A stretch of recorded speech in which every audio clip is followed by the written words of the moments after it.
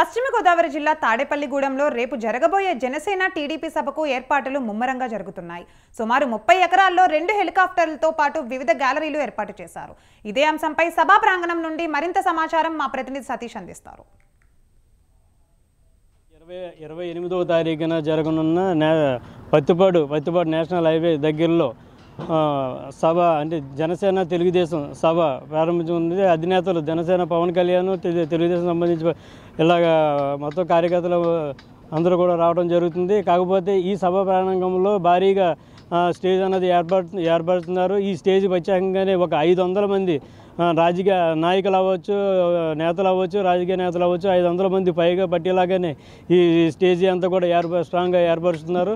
అదే విధంగా ఇక్కడ వారం రోజుల నుంచి కూడా అంటే 7 రోజుల నుంచి కూడా ఈ ప్రాంగణంలో మొత్తం అన్నీ కూడా అన్ని స్టేజ్ వచ్చిన వాళ్ళకి ఎటువంటి ఇబ్బంది లేకోకుండా మొత్తం అన్ని సదుపాయాలు తీసుకుంటున్నారు. అలాగే ఇక్కడ ఈ సభకు సంబంధించి మొత్తం 3 కాణాల కింద ఏర్పరిచి ప్రతి కాణాకు కూడా ఎవరికి ఎటువంటి ఇబ్బందులు లేకోకుండా మొత్తం వచ్చిన జనాలందరినీ కూడా అందుబాటులో ఉండేలాగా ఎటువంటి ఇబ్బందులు కలగకోకుండా పార్కింగ్ కూడా విఐపి పార్కింగ్ అలాగే మొత్తం ఒక 20 ఎకరాల పరిధిలో ఒక పార్కింగ్ అనేది ఏర్పరిచారు. ఈ ప్రాంగణం అంతా కూడా మొత్తం ఒక 25 ఎకరాలు ప్లేస్లో ప్రాంగణం జరుగుతూ ఉంది. అలాగే ఈ సభకు సంబంధించి రాజకీయ నాయకులు మొత్తం రావచ్చు. ఇక్కడ సంబంధించి అంటే ఇప్పుడు కార్యాచరణ ఏ విధంగా అన్నది మిగిలిన జనాలను పార్టీలో ఉన్న వాళ్ళందరినీ కూడా ఇందులోకి సంబంధించి జనసేన అధినేత పవన్ కళ్యాణ్ అలాగే చంద్రబాబు నాయుడు కూడా ఈ పార్టీ ఆవరణలో మొత్తం చెప్పడం జరుగుపైన ఉండేలాగా ప్రసంగిస్తారు.